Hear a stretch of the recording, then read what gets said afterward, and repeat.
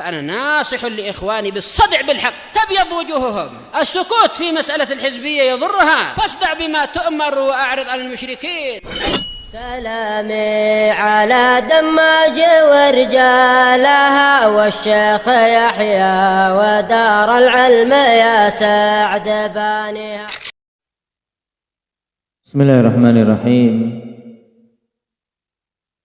الحمد لله حمدا كثيرا طيبا مباركا فيه كما يحب ربنا ويرضاه. أشهد أن لا إله إلا الله وحده لا شريك له وأشهد أن محمدا عبده ورسوله صلى الله عليه وعلى آله وأصحابه وسلم تسليما كثيرا. أما بعد. Ikhwanil kiram rahimani wa rahimakumullah. Kita masih pada hadis-hadis pendek seputar makarimul akhlak, di mana pada pertemuan yang lalu kita mengambil hadis ke-74 berkaitan dengan sifat apa itu? Abdullah Batam. Sifat malu, bahasa Arabnya al-haya'u. Baik. Apa yang dimaksud dengan sifat malu itu? Masih Abdullah.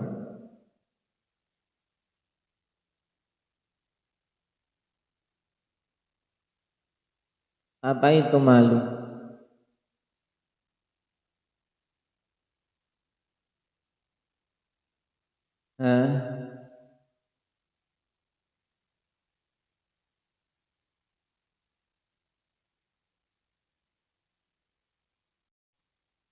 Baik, ahsanta. Khuluqun yab'atu ala tarkil qabihi wa yamna'u minat taqsiri fi haqqi dzil haqqi. Ini penting untuk diulang-ulang, bahwasanya yang namanya malu itu adalah suatu akhlak yang mendorong untuk meninggalkan perkara-perkara yang buruk dan menghalangi dari mengurang-urangi dalam menunaikan hak siapa saja memiliki hak. Dan pada pertemuan yang lalu kita mengambil hadis Abdullah bin Umar, al-haya'u minal iman. Apa maksud dari kalimat ini, Zain?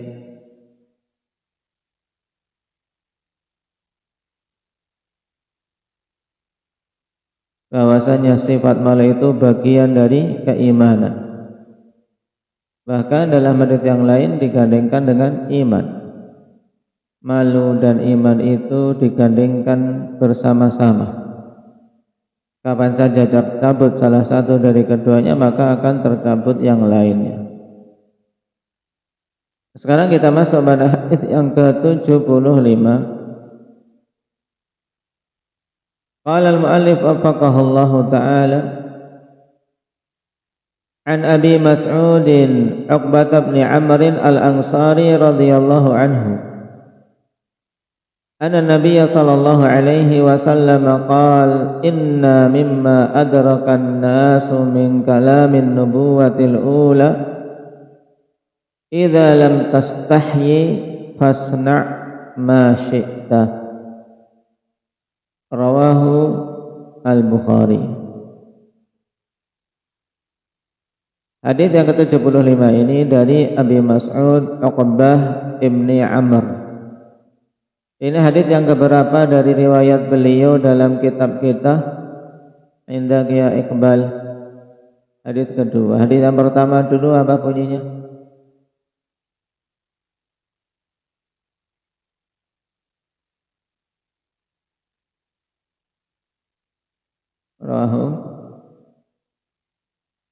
Rawahu Muslim. Baik. Hadis man dalla ala khair falahu mithlu ajri fa'ilih. Yang dikeluarkan oleh Imam Muslim. Dan sekarang dari Uqbah ibni Amr radhiyallahu anhu juga bahwasanya Nabi sallallahu alaihi wasallam mengatakan inna mimma adrakan nas, Min di sini lit tab'id, menunjukkan sebagian. Sungguhnya di antara sebagian perkara yang didapati oleh manusia min kalamin nubuwatil ula, dari perkataan kenabian yang terdahulu, berarti semenjak sebelum Nabi kita Muhammad sallallahu alaihi wasallam. Dan Nabi yang pertama kali siapa yang Allah Subhanahu wa taala utus ke muka bumi? Indak ya Fadil, Adam alaihi salam. Beliau awal nabi. Adapun awal rasul siapa itu, Raihan? Nuh alaihi salam. Baik.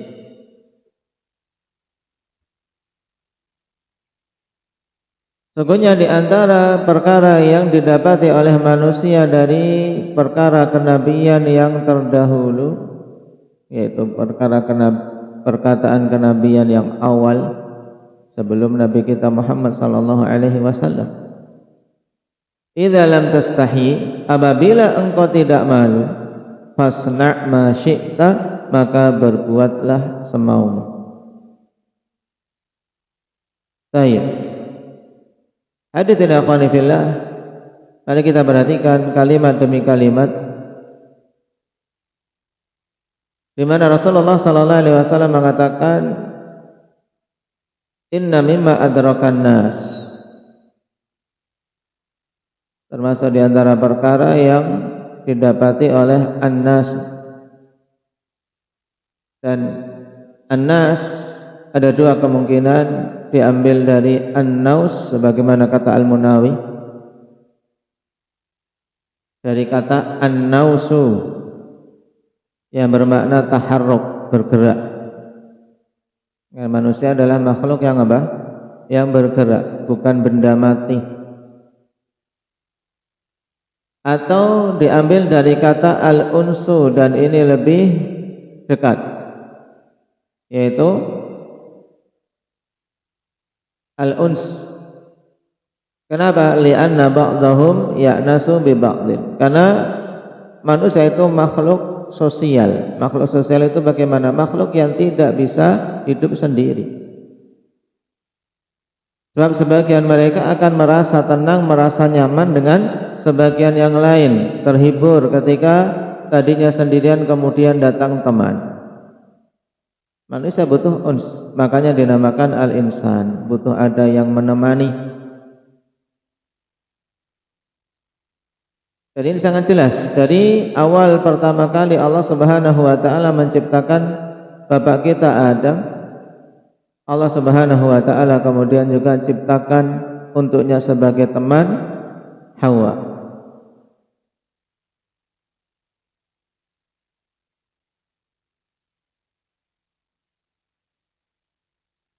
Adapun sebagian yang mengatakan bahwasanya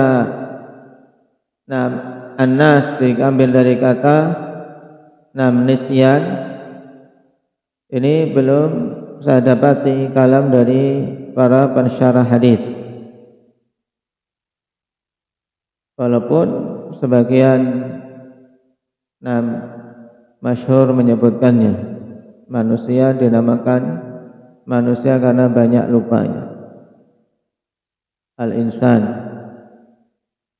Cuman kalau kita perhatikan istiqaq hurufnya kan enggak urut. Kalau ini nas dari naus atau dari apa?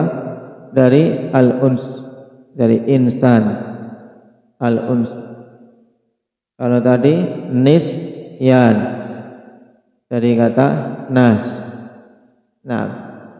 atau insan. Nah, ini ada qalb, ada terbulak-baliknya huruf.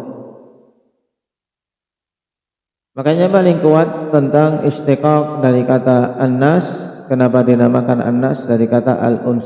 Karena butuhnya manusia dengan yang lainnya. Dia makhluk yang tidak bisa berdiri sendiri, tidak bisa hidup sendiri. Jadi ini dipahami secara fitrah. Oleh karena itulah orang kalau ingin hidup sendiri tidak akan bisa. Mengaku aku bisa hidup sendiri tanpa bantuan orang lain, tidak akan bisa. sebanyak apapun uang yang dimiliki tidak akan bisa. Tetap dia butuh uang untuk bisa gunakan, butuh ada yang menjual sesuatu kepadanya. Ini menunjukkan kebutuhan. Baik.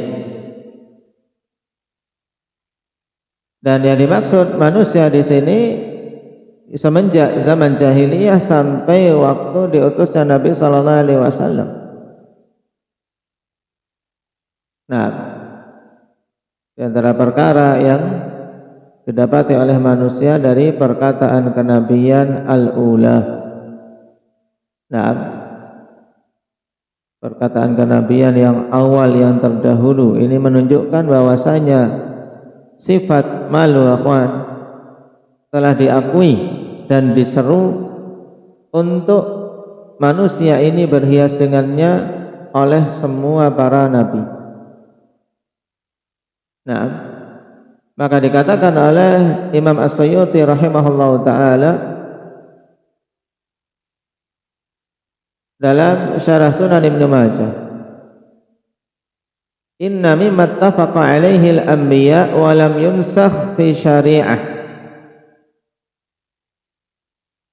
Maksudnya itu di antara perkara yang para nabi itu bersepakat dan tidak dihapus di dalam syariat kita. Kenapa? Li'annahu amrun adbaqatil uqulu ala husnih. Karena ini adalah perkara yang akal-akal telah bersepakat tentang bagusnya. Yaitu apa? Sifat malu.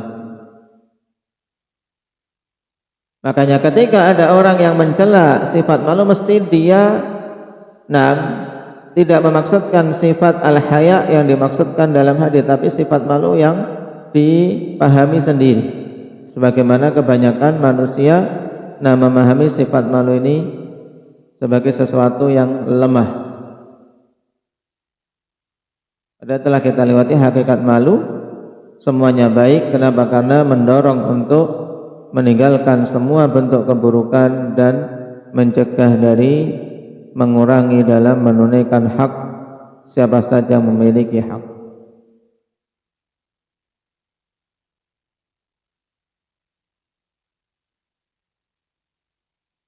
Dan perkataan Rasulullah sallallahu alaihi wasallam, "Idza lam tastahyi," dengan satu ya atau dengan dua ya.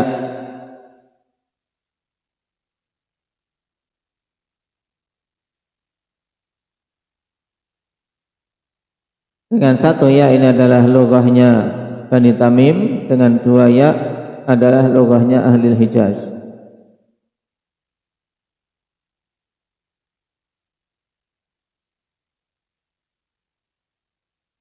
Dan juga yang ketiga bisa dihilangkan ya secara totalitas, yaitu idza lam tastahi. Maka tidak perlu bingung dengan beberapa redaksi atau beberapa penulisan. Jadi terkadang idza lam tastahyi apabila memang asalnya dua ya dan tetap dia disukun ya terakhirnya, atau dengan menghilangkan satu ya, atau dengan tanpa ya sama sekali. Idza lam tastahyi, apabila engkau tidak malu.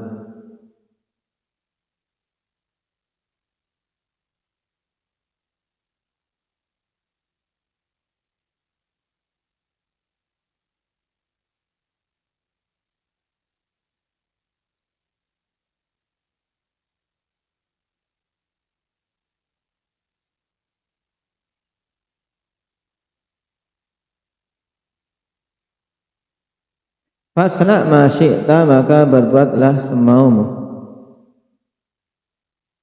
Lafaz ini akhwan, lafaz yang berupa perintah, tapi terkandung di dalamnya apa?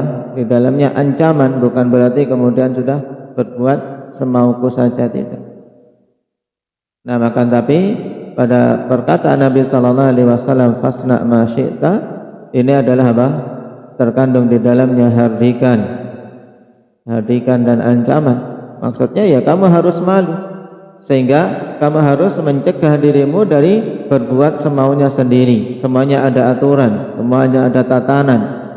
Seorang tidak boleh kalau masih memiliki sifat malu dari berbuat semaunya sendiri. Tidak bisa. Seorang berbuat semaunya sendiri, seenak perutnya sendiri. Tidak. Ada tatanan yang harus dia jaga, ada aturan yang harus dia taati di setiap tempat dan di setiap saat ada, dan syariat kita telah mengaturnya. Ada hal-hal yang diatur secara jelas dalam syariat. Tempat-tempat tertentu memiliki aturan tertentu, seperti misalnya masjid. Nah, harus malu, jangan sampai dia jualan di dalam masjid. Tidak boleh. Nah, demikian pula walaupun dia kehilangan sesuatu, malu untuk apa? Mengumumkan barang hilang di masjid. Kenapa? Karena dilarang di masjid. Ini bentuk penerapan idza lam tastahi fasna ma syi'ta. Dan apa saja yang tidak datang aturan secara nas di dalam syariat, nah, maka dikembalikan kepada urf, kepada kebiasaan setempat dari hal-hal yang sifatnya adab. Nah, sesuatu yang dianggap memalukan, dianggap buruk di suatu tempat, maka tinggalkan. Nah,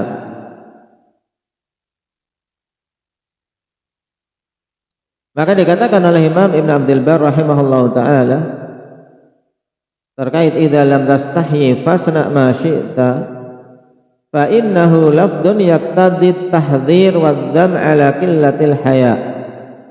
Sesungguhnya itu adalah lafaz yang berkonsekuensi peringatan dan celaan atas sedikitnya sifat malu yang ada pada seseorang. Wa dzammu ala qillatil haya wa huwa amrun fi ma'nal khabar, dan itu adalah perintah tapi pada makna khabar. Fa inna man lam yakun lahu haya'un yuhjizuhu an maharimillahi ta'ala fasawa'un alaihi fi'lul na'am fasawa'un alaihi fi'lul kaba'iri minha was-saghair.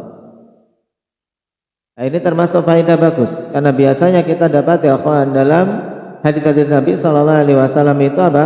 Khabar yang bermakna perintah. Ya kan? Khabar bermakna perintah. Ini kita dapati banyak, di antaranya apa? Hudzaifah. Yang datang dalam konteks khabar tapi maknanya perintah. Dan itu sangat banyak.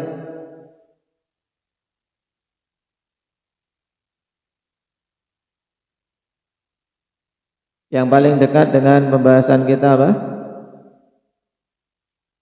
Man mata wa alaihi siyam sama anhu waliyuh. Ini khabar bermakna perintah, walaupun perintahnya apa? Lil istihbab. Ini telah kita lewati. Nah, adapun di sini ini perintah tapi bermakna khabar. Yang terkandung di dalamnya peringatan juga dan celaan. Bagaimana maksudnya? Idza lam tastahi fasna ma syi'ta. Apabila engkau tidak malu, maka mesti engkau akan berbuat semaumu sendiri. Ini maksudnya. Sehingga dikatakan oleh Imam Ibn Abdul Bar, ini adalah amrun fi ma'nal khabar. Ini perintah yang bermakna pengkabaran. Yaitu sungguhnya orang yang tidak memiliki sifat malu yang menghalanginya dari perbuatan-perbuatan yang Allah haramkan, maka akan sama di sisinya itu berbuat dosa besar ataupun dosa kecil, sama saja, pokoknya dilanggar, dia tabrak saja, tidak peduli. Kenapa? Karena sudah tidak ada malu. Ini. Jadi kalau kita ingin munculkan makna tersebut, kita katakan berarti sungguhnya di antara hal yang didapati oleh manusia dari perkataan kenabian yang awal, yaitu apabila seseorang tidak memiliki sifat malu, maka mesti dia akan berbuat semaunya sendiri. Ini menunjukkan berarti Bahayanya seorang tidak punya malu. Ini. Dari hadis ini menunjukkan bahaya seorang yang tidak memiliki sifat malu. Kenapa? Karena dia akan berakibat pemiliknya atau orangnya berbuat semaunya sendiri, tidak memiliki aturan, tidak memiliki tatanan. Nah,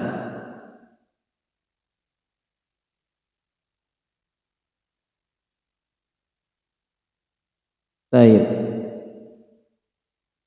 Dan di sana ada yang membawa kepada taujih yang kedua. Taujih yang kedua yaitu di sini amrun bimakna tahdid wal wa'id. Sebagaimana dikatakan oleh Al-Hafidz Ibnu Rajab rahimahullahu taala, beliau menyebutkan dua kemungkinan ini. Kemungkinan seperti yang disebutkan Ibnu Abdul Bar, yaitu perintah bermakna khabar dan maknanya jelas tadi telah kita terangkan. Yang kedua adalah apa? Perintah yang bermakna ancaman. Baik. Maksudnya apa? Ya, apabila kamu tidak punya sifat malu, ya sudah, berbuat semaumu saja. Tapi bukan berarti kemudian disuruh berbuat semaunya, ya kan? Seperti dalam ayat i'malu ma syi'tum innahu bima ta'maluna basir. Berbuatlah semaumu. Allah katakan i'malu ma syi'tum, berbuatlah kalian semau kalian. Innahu bima ta'maluna basir, sesungguhnya Allah Subhanahu wa taala Maha melihat apa yang kalian lakukan. Berarti ini perintah tapi terkandung di dalamnya apa? Ancaman, ya kan? Kalau ingin dilihat oleh Allah kalian dalam keadaan baik, berarti jangan berbuat keburukan. Dipikir-pikir kalau mau berbuat. Jangan sampai terjatuh dalam maksiat sehingga Allah melihatmu di atas keburukan. Dan kedua makna ini bisa dibawa dan bisa diambil semuanya.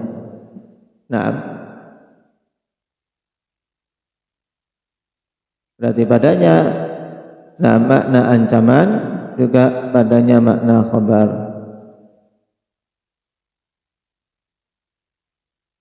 Baik.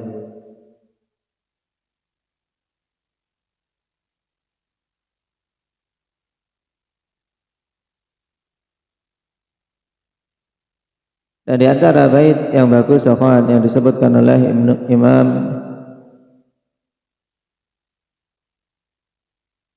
Al-Mawardi dalam Adabud Dunya wad Din yang berkaitan dengan hal ini, idza lam takhsha aqibatal layali wa lam tastahi fasna ma tasha'u fala wallahi ma fil 'aishi khairun wala dunya idza dhahaba al haya'u ya'ishu al mar'u mastahya bi khairin wa yabqa al 'udu ma baqiya al liha'u. Apabila seorang tidak khawatir akibat dari malam-malam hari yang dia lewati, maka dan dia tidak malu dan engkau tidak malu, maka berbuatlah semaumu. Menunjukkan apa? Seorang kalau enggak takut akibat perbuatannya dan tidak memiliki sifat malu pada dirinya, maka mesti dia akan berbuat semaunya sendiri. Menunjukkan apa? Untuk seorang bisa perbuatannya itu tertata, di antara pendorongnya apa? Memiliki rasa takut, mikir-mikir akibat, dan memiliki sifat malu. Kemudian kata penyair ini, fala wallahi ma fil 'aishi khairun, sungguh demi Allah tidak ada dalam kehidupan ini kebaikan, walad dunia, dan tidak ada di dalam dunia ini secara keseluruhan kebaikan, idza dhahabal haya'u, apabila sifat malu itu sudah hilang. Dan memang negeri kalau penduduknya sudah tidak memiliki sifat malu, sudah tidak ada kebaikan di situ. Yang Rasulullah sallallahu alaihi wasallam ungkapkan di antara tanda hari kiamat apa? Yataharaju kama taharajul humur, yaitu mereka melakukan zina seperti apa? Himar-himar melakukan apa? melakukan zina di sembarang tempat. Ya, hewan dia menggauli hewan betinanya semaunya sendiri. Bahkan di kerumunan binatang-binatang yang lain juga biasa-biasa saja. Dan manusia ketika tidak ada sifat malu, atau negeri kalau sudah tercabut sifat malunya, wal'iyadzubillah, tidak ada kebaikan padanya. Ya'ishul mar'u mastahya bi khairin. Seseorang itu akan hidup dengan kebaikan selama dia punya sifat malu. Wa yabqal 'udu ma baqiya liha'u. Dan ud yaitu minyak wangi bau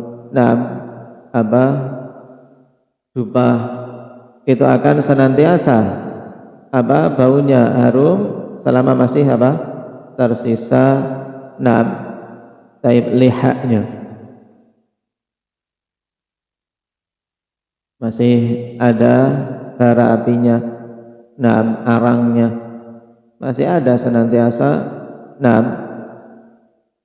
kebaikan, dan masih ada tercium bau harumnya. Tapi kalau sudah mati, sudah tidak ada lagi baranya, tidak ada yang bisa dibakar, maka sudah hilang baunya.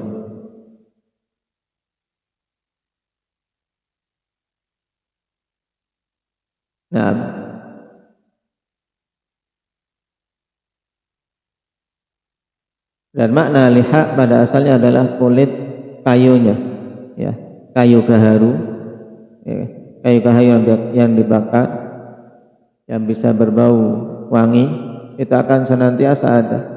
Wa yabqal 'udu ma baqiya liha'u.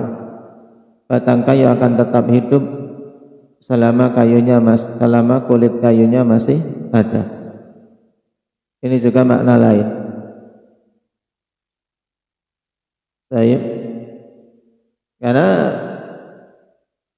tumbuhan pohon ini kalau kita arahkan ke selain makna bau wangi tadi, berarti maknanya wa yabqal 'udu ma baqiya liha'u, dan pohon itu akan tetap hidup selama masih ada kulitnya.